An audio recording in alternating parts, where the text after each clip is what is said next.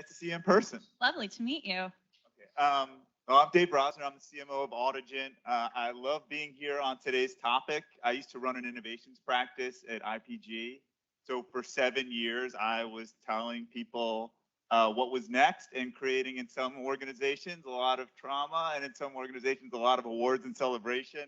But it just feels really full circle to come back here. And congrats, Mark and Brand Innovators, because a lot of people don't know, but when an event like this gets put on hold with COVID and then it comes back, it's just incredible to have kept it going. So I always love to see what's happening.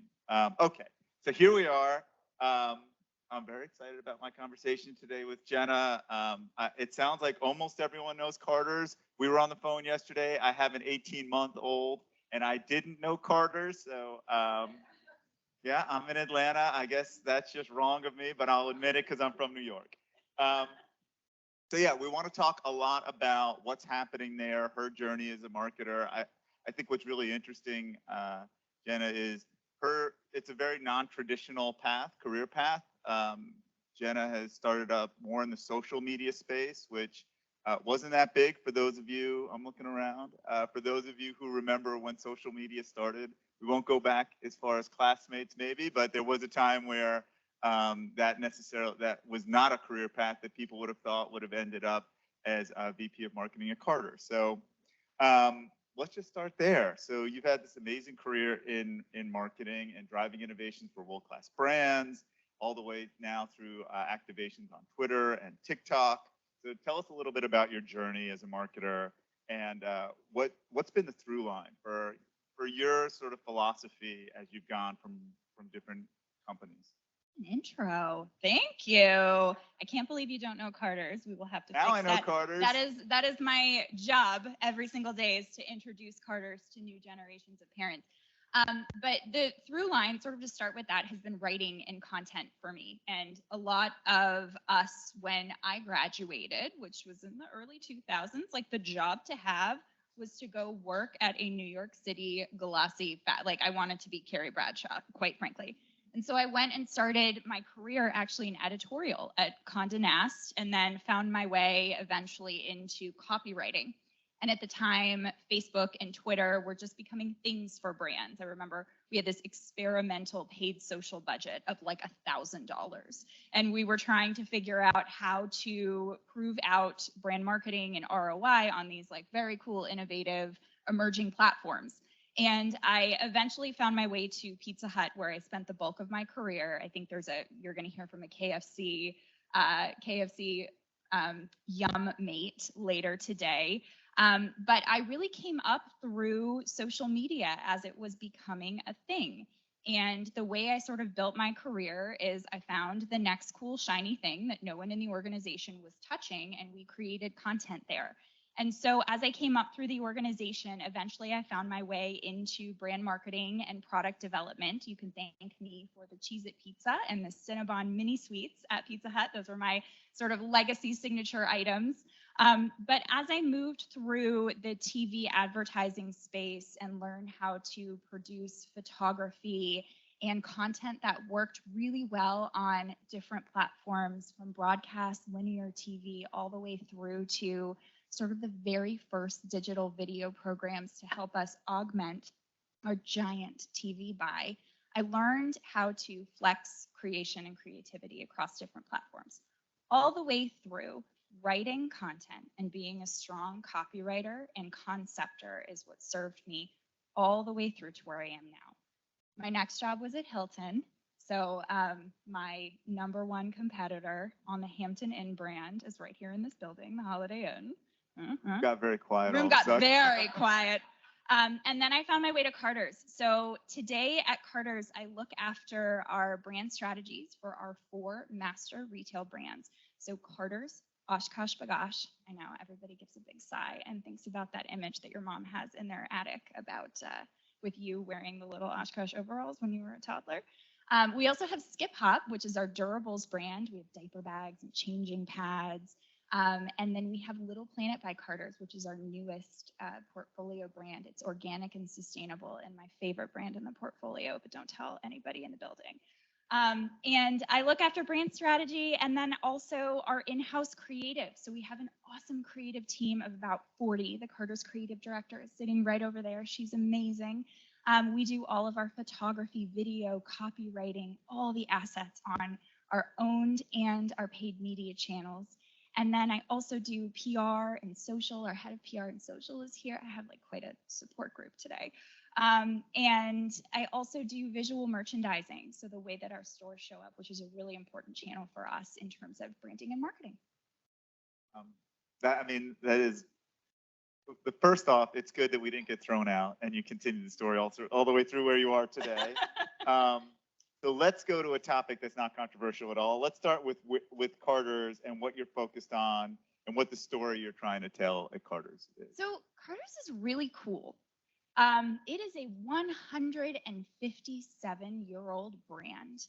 It has been around for ages. It's more than twice the size of its next largest competitor, and over 90% of millennial parents have one of our brands in their closet. I'm seeing a lot of head nods. Carter's is huge. The scale is just unfathomable until you get in there. We like to say we're the Coca-Cola of baby, because not only do we have our retail organization, but we also have a superpower, which is 3 exclusive brands in Walmart, Target, and Amazon. And our head of those brands is sitting in here today. She's my key partner on all the things. And then we also sell to major wholesale partners like Kohl's and Macy's. So really anywhere you go in the world of retail, you will encounter a Carter's product, which is awesome. And it's why we have the scale and distribution that we do. What we also have is a relevance problem. So it used to be. Am I the example of the example? It used to be when you got pregnant and you were expecting your first baby, you would find your way to Carter's. The biggest recommendation engine that we used to have was, does anybody know? Grandma and Grandpa, but we do love those catalogs. So I'll get to that in a minute. We still love them. So Grandma would come and buy your very first baby clothes for you when you became a parent. And you would go out and you'd buy the books, like what to expect when you're expecting. Today, it doesn't work like that. Number one, there's a lot of players in the game now, right? So Target's got its private label, Cat and Jack. There's all these little Instagram brands popping up in all of your feeds with these cute, neutral aesthetics and $34 bodysuits. But for us, we had this huge challenge. We were huge, like the biggest brand ever. But we were not on the radar, and people just didn't find their way to Carter's the way that they used to. Now, what we had bolstering our business was the wholesale channels and sort of our distribution and ubiquity. But as we looked at our brand health tracking, we were falling. We were falling in unaided awareness, and we were falling in consideration. And what we needed to do, number one, was create the idea that Carter's understands what it means to be a parent like no other brand. And we wanted to do it for the first time in our 150 plus year history through brand marketing and storytelling. So what we did last year was created this campaign called Made for This, based on the consumer insight that the very first stage of parenting, people who are normally quite confident in their abilities and their ability to manage careers or their household started to stumble a little bit. They had never felt less confident in their lifetimes than they did when they became a parent. I can certainly relate to that. What about you? I mean, I feel like I waited a while and I was pretty comfortable with it. Oh, good. All right. Dad perspective. But what we found from talking to, this generation of parents was there's all these resources out there, and I just want somebody to tell me that I'm doing a good job. And as we dug deep, we thought, oh, we can be that. But then as we started to test with consumers, that wasn't the role of the brand. The role of the brand was to hold up a mirror to the village of people around parents to build that confidence and validate them. So instead of Carter saying, hey, parent, you're doing a good job, we sort of played a more passive role and held up mirrors from friends, family, and loved ones that helped people build their confidence as parents. I'm going to show you an example right now in this campaign that we call Made for This.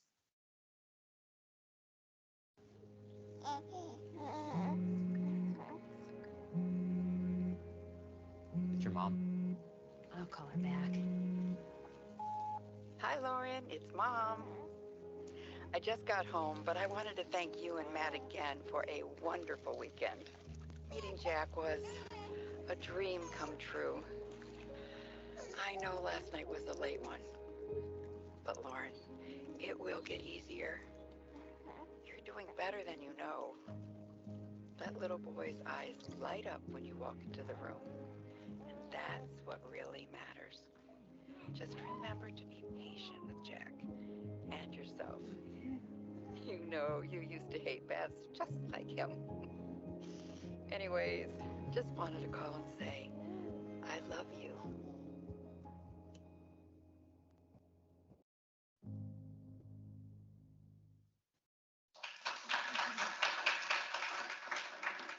We love the babies. I mean, I'm tearing up. Okay. There is, I know, well, there's another one coming for the working moms in the room. So the big challenge that, I know, hold up. So the big challenge we had was scale, okay? So there's 3 ways that we get scale. We don't have the TV budget of a Pizza Hut or a Nike. And we think about scale as our traditional ways, right? So demand generation and paid. Oh my God, there's tears in the room. That makes us so happy. I'm sorry. Just wait. We think about paid media and getting scale for content like this through paid channels. We also think about our organic channels, so PR and social, particularly TikTok, where we can actually get organic reach without paying for it for now. And also, we have the advantage of this tremendous channel that other brands don't have, which is wholesale. So my partner over there, Cheatham, she works with our wholesale partners like Kohl's to air work like this and help get the brand reach in different spaces and places, which is great. But going back to social, so we made this beautiful brand film and a series of them, and we were so proud of it. And everyone who saw it would cry and feel like the brand really understood them. But we were really struggling to get the scale because of our budgets. So we turned to TikTok and we thought, all right, we know that like traditional film like this that's meant to go on TV, it's not going to play well on TikTok, but we felt so strongly. So we sort of reversed the playbook a little bit and we recorded an off the cuff, like on the fly, middle of the afternoon in the office intro and said, you know what, people need to see this. Maybe, just maybe, TikTok will take this to the people who need to see it. And it did. Hey TikTok. My name's Jenna and I am on the marketing team here at Carter's. More importantly, I'm a mom and a lot of my coworkers here on the team are parents of young children too. Now, I don't know about you, but the last couple of months have felt the absolute hardest. Hard. And so we made this. We don't buy ads on big stages on TV. But I'm sharing this today because I know that there is a parent out there who needs to hear this message. And if that's you, I hope this finds you.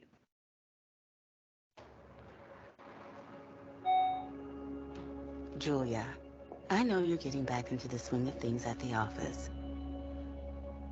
Juggling work, a new baby, a new everything.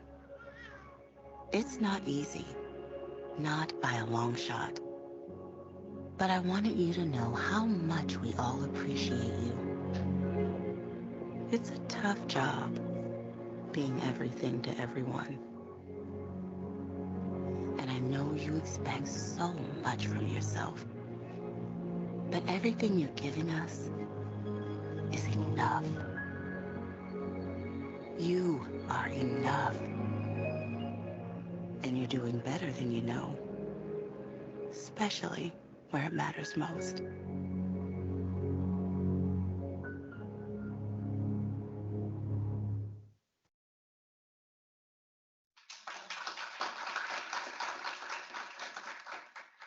right. So before we get into the questions, I want to follow up on that video for TikTok because the last company I worked with was the #1 creator network on TikTok, and we were very much helping that platform. How did you realize it was a success? And then I think one of the biggest challenges brands have is they may have their moment, which is a very hard strategy. Being from the agency side, I know that hope is not a strategy where you post and hope. So #1, how did you realize it was a success? And then #2, when you find that moment that connects, that has a lot to do with hope, what's next? So you capitalize on it. Great question. So if you all remember the like 2014-ish days on Twitter when you realized you had a banger and you saw the retweets come in, it was like a drug. This was our first banger on TikTok. As soon as we posted it, we started to see the view counts shoot up. And this is like so exciting for us because the days of organic bangers, I thought, were long over. So we got really, really excited because it wasn't just that people would watch this entire 3-minute thing. It's that they were commenting, oh my God, I needed this today. I needed to hear this today. Now, this was an anomaly, guys. Like, I would never recommend to anybody that they take their TV film and put it on TikTok and cross their fingers and think it's going to be a banger. But for us, what we saw was that mix of authenticity, that real human, relatable insight, and the timing was what was magical. We posted this at the end of a workday, Eastern time, in the height of people going back to the office, kids going back to school and getting sick, and moms telling us in our brand health tracking, in our focus groups, every single day that they were feeling like they were doing a terrible job. So the magic there was a real human, relatable insight. We always say, and my boss is the king of this, always says, why would I care? Why would I share? That and that piece of content is very easy to answer. So we saw the view count shoot up to 2.1 million. We put a tiny little bit of gasoline on the fire for the first time. I think we spent, like $5,000 to give it a little bit more legs. And then we really quickly, once we felt like we had the plane in the air, then we started just churning out content on TikTok. We posted once a day for like 3 or 4 weeks and started to see that all of the videos we had posted in the past were getting view counts going up and up and up too. So it's like a drug. It was so exciting. My boss had to be like, you need to not be sitting on TikTok all day long. You have other things to do, but it's just really cool and exciting. So that was a really fun moment for our team. It's I think there's a lot of brands who have that moment and then they don't know how to follow up on it. Yeah. And I think the lesson is the follow-up is the work, like making Yes. a TikTok every day. If you don't do that already, you'd be shocked by how difficult achieving that one sentence is. Yeah. I don't know who's keeping time here. We're definitely going to go way over. Sorry. Okay. No, well, because we haven't gotten into the questions yet. So let's start with the first one. Great. This is picking up from what our hosts were talking about in the creative studio at IHG. Yeah. The need for storytelling has never been more important, but with consumer landscape fracturing, there's a million platforms. How do you manage the creative development process across all those platforms? There's social, there's TV, there's programmatic. So what's that look like and how are you keeping it all together? Yeah, well, first and foremost, we have an unbelievable team of project managers. They are I know there's project managers in this room. The secret sauce of our creative engine that is always on are our project managers who help mitigate, spin, and swirl. But I think the biggest thing for us is balancing sales overnight in our retail transactional owned channels with brand over time, storytelling like the videos that you just saw. So for us, we have about 20 different promos that are running every single day. We change promos more than once a week recently, and we have all these different size segments and need states. So across our business, the parent of a newborn has totally different needs than the parent of someone who has an 11-year-old and a 6-year-old. So they evolve every single day. For us, we produce per brand somewhere in the neighborhood of about 1,200 assets for digital display, email. We have an awesome email program, and all of our storytelling and paid social assets against that. So it is a ton of work, and I will tell you, not a lot of it yet is automated. So similar to IHG, we are on a journey. We ideally will be in a world of dynamic creative soon, but everybody who has worked in a business like the one we're in now knows what a journey that is and how long that takes. So we are, I would say, on a 5-year journey. We're probably in year 3, and we're getting there to create creative at scale. All right, let's go a little deeper into that, because what you just said covers a ton of work and structure inside. So where are you spending the most time for creative development? Why? Is it the research, the strategy, storyboards, production? It sounds like DCO is on the 5-year journey, but not quite there yet. So all those things are important, but where do you find yourself? This is where I'm focusing right now in order to help move this thing along. Well, today, as many of you know, the climate is incredibly value driven. So across any retail organization, we are making sure that our assets are screaming value. And you scream value in different ways, right? Value is not just price. It's not just promotion. It's these brand storytelling opportunities to demonstrate expertise and drive value through things that our competitors can't do.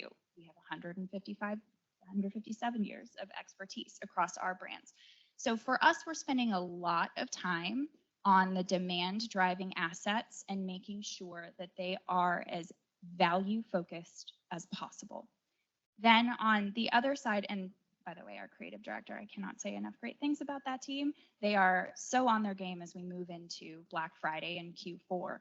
For us, we have also really been focused on that upper and mid funnel. Customer acquisition is a really important touch point for a business like ours, where consumers age out of the brands after a certain number of years. So we're constantly trying to fill that funnel. So what gets us there are touch points like the videos that you just saw. It's things like direct mail, which is still a really important part of our business. And it's things like our marketing in our wholesale and exclusive brands. So when you're walking down the drive aisle at Target, we have the opportunity to put a big Carter's billboard in front of you.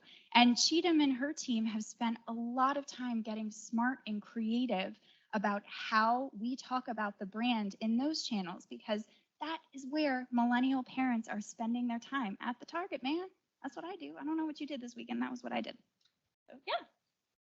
No, thank you. And I think one of the things we were going to talk about was balancing the role of marketer, which has now become as much about chief finance officer as it is CMO. And I think what you're saying about the amount of time and attention into the demand assets talks a lot to that. I think on the other side of that, though, you're in a brand that is a giant public company, and there's pressure not just to build the brand, which is part of the mission where we started, but also to deliver on a quarterly basis. Yeah.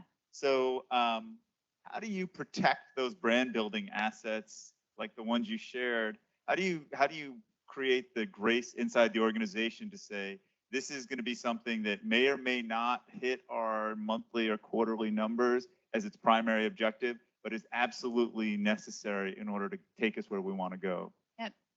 It's a journey, I will say. Our executive leadership team and our board of directors is incredibly bullish and excited about the superpower that we have, which is our portfolio of brands. So for us, whenever we show videos like the 2 that we just showed, they say things like, wow, what a way to make a living, which is so true.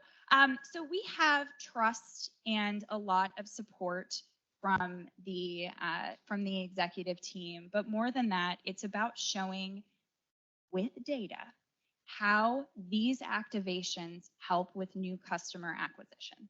So as we think about getting in touch with the next generation of consumers, which, 5 years ago were 100% millennials.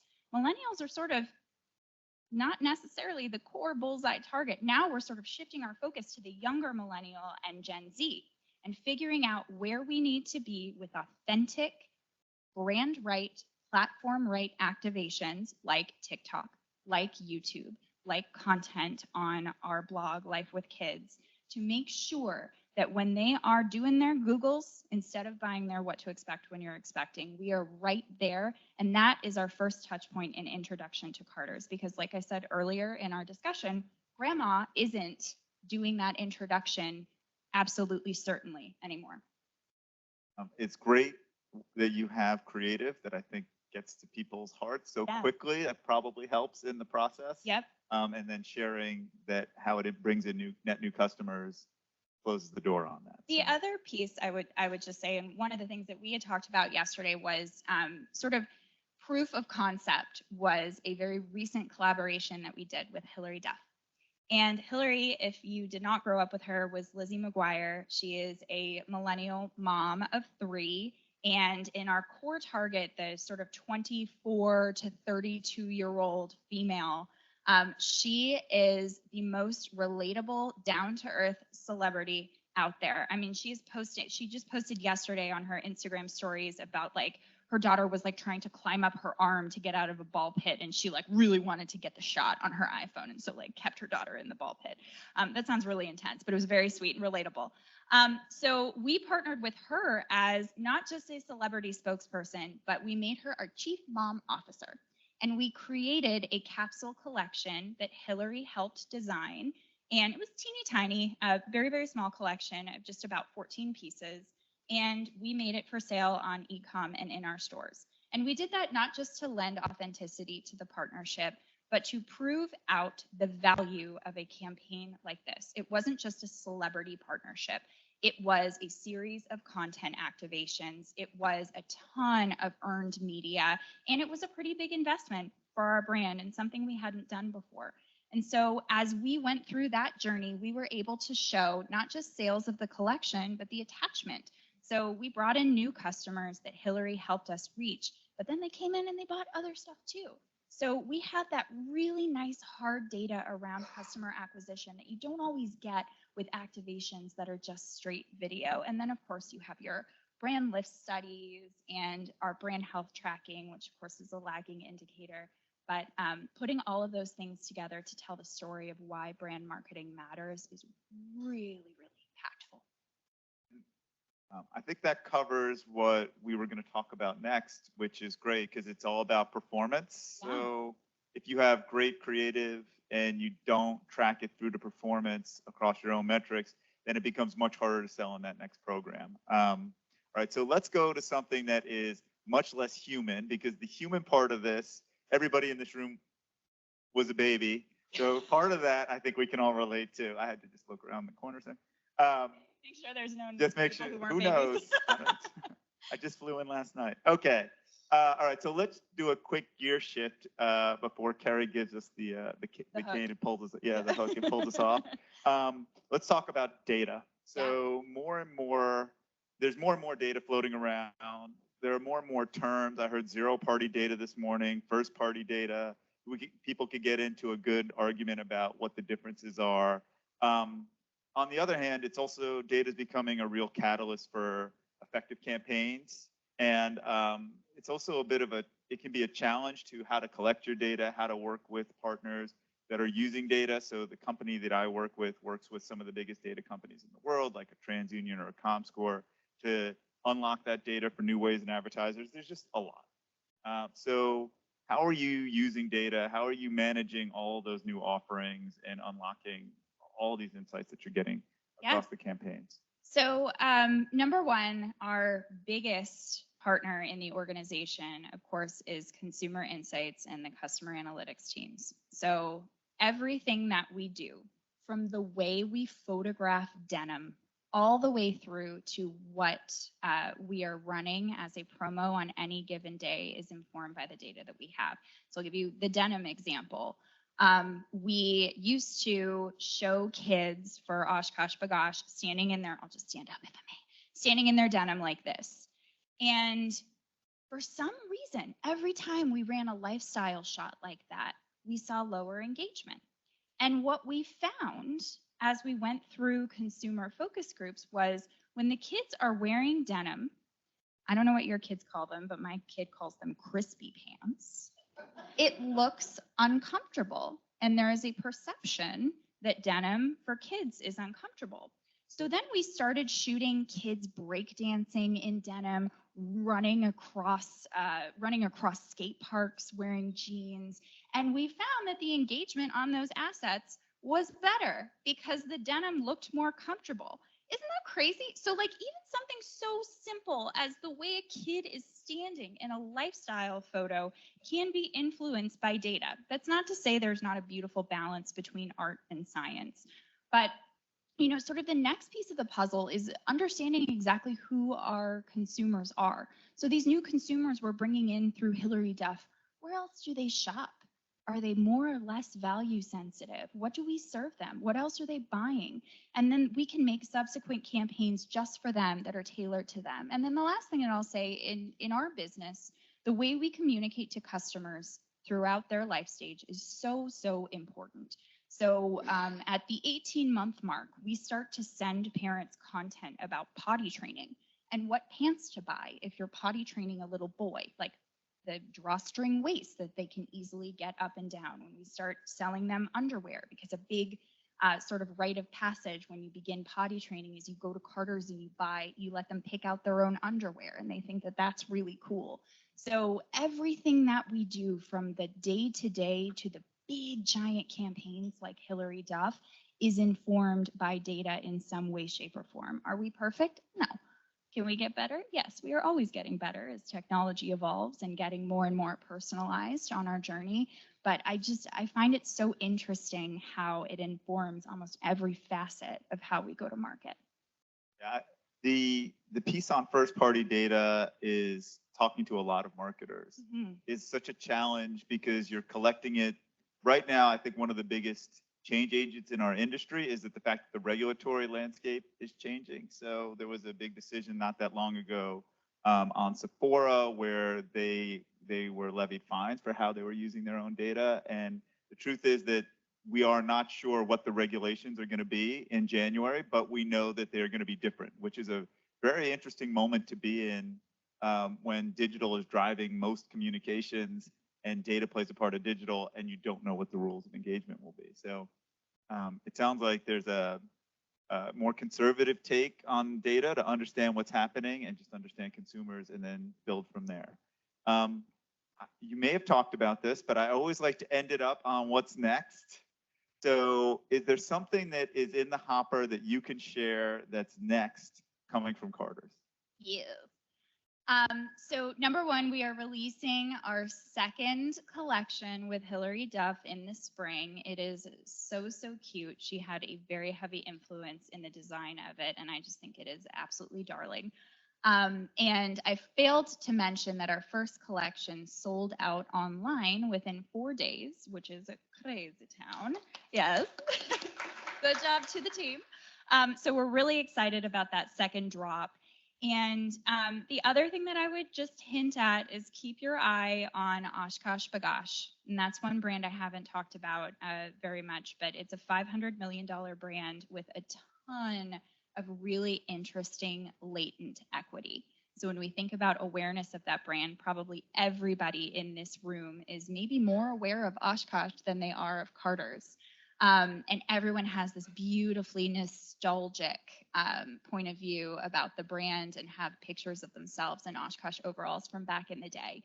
As we continue on our multi-year journey with the brand, we are going to be doing some very interesting things, maybe some interesting collaborations. We're really, really excited about the trajectory of that brand and where it has the potential to go. Like, talk about a marketer's dream. Yeah. It's great talking to you. You too. You know, we covered a lot of ground. I think if there's one theme that comes across everything that you've been doing, it sounds like it's listening, that you are someone as a marketer who's constantly listening to consumers. So from your baby bangers and understanding when you're blowing up on TikTok Yep. to how you're using your own data. So thank you so much, Jenna. Thank you.